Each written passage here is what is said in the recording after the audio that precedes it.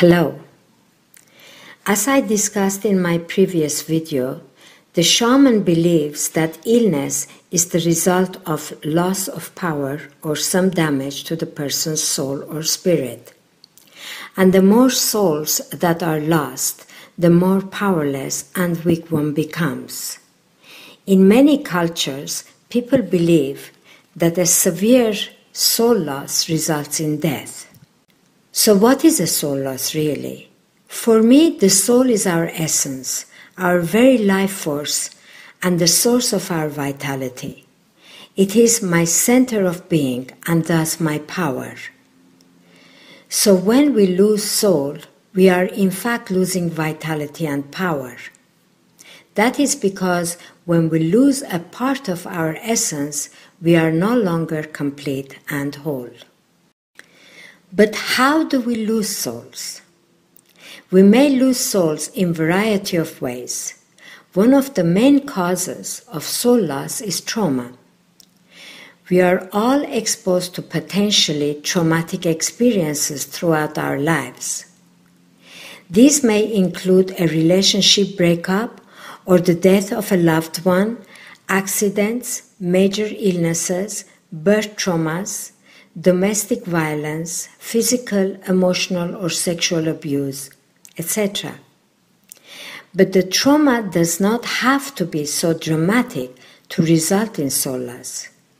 We can lose soul for something as little as a sudden fall, a startling situation, or a fearful walk in the dark. Even though in Western societies soul loss is not a recognized phenomenon, our language actually betrays the fact that we experience it. We often hear people say, "When my husband left me, a part of me went with him." Or when my brother died, a part of me died with him. Or what she did really broke my spirit. These are all indications that soul loss may have happened. When we lose a soul, a hole is created in our soul body, or what we also call the etheric body. However, providing that the soul loss is not extremely massive, we manage to survive and lead a reasonably good life.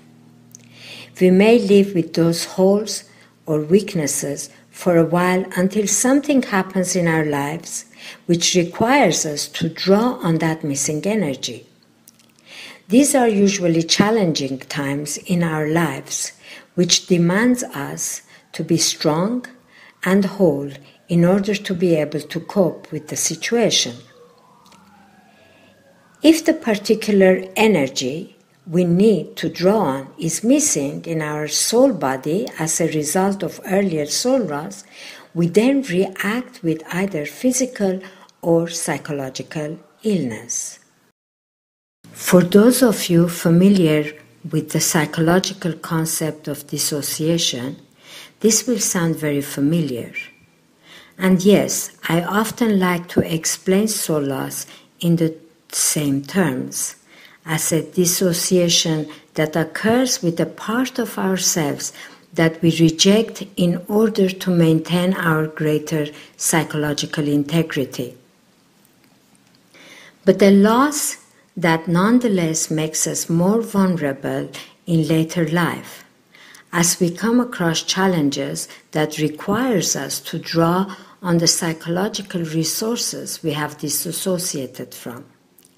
However, my therapeutic experience has led me to believe that while verbal therapy can help people recognize aspects of themselves they may have rejected, soul retrieval is the most effective way to actually recuperate these parts and integrate them back into our lives.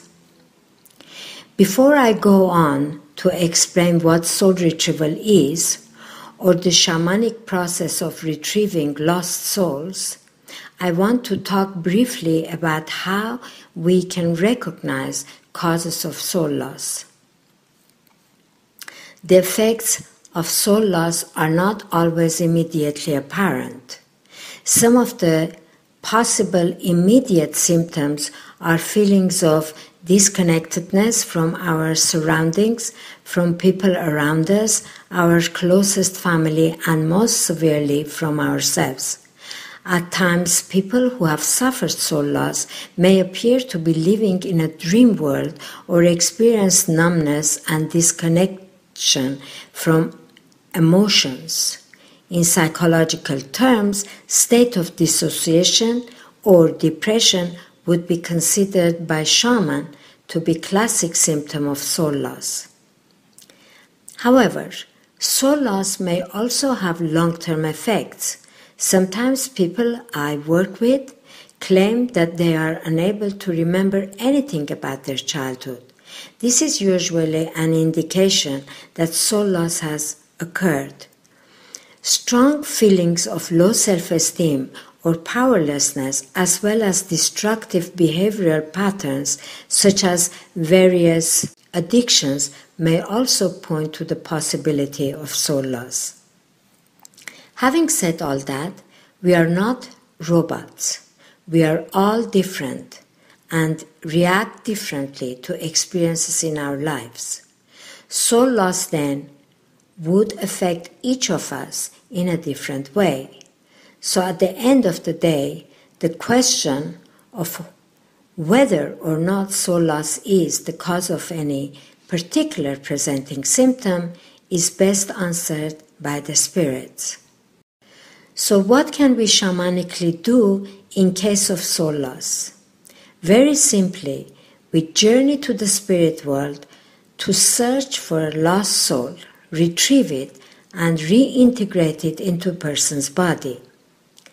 This is a journey that can only be performed by a shaman or shamanic practitioner.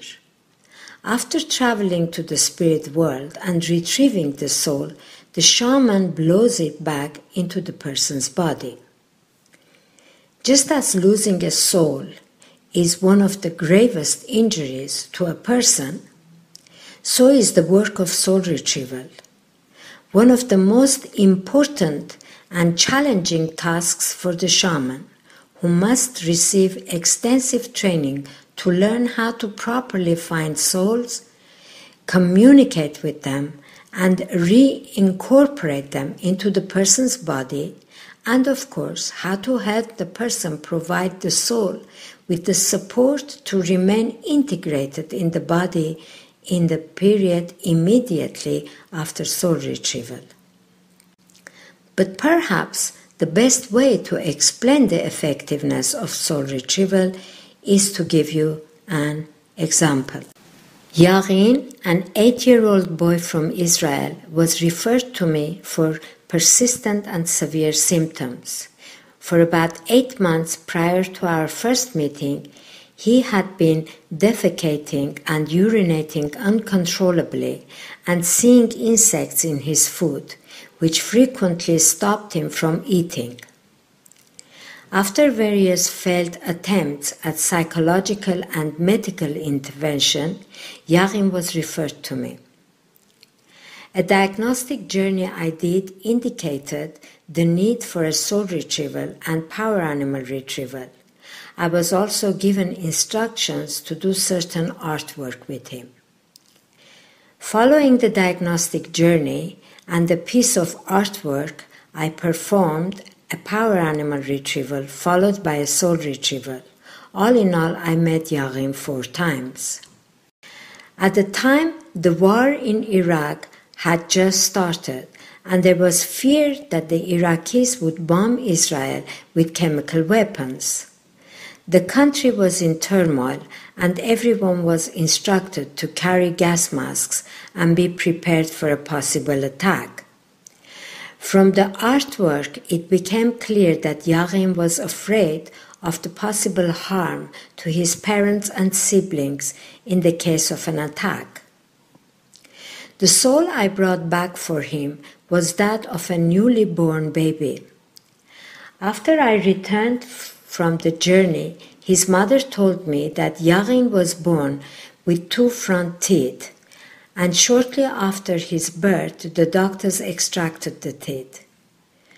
Shortly following the soul retrieval, Yarin stopped seeing insects in his food, and his other symptoms gradually disappeared as well. What we can conclude from this is that as a result of the tooth extraction, Yarin felt extreme fear and suffered a soul loss.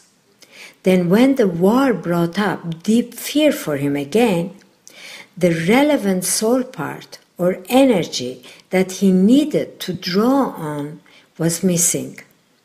The soul having been returned to him, he was able to draw on that power and deal effectively with his present situation. Thank you.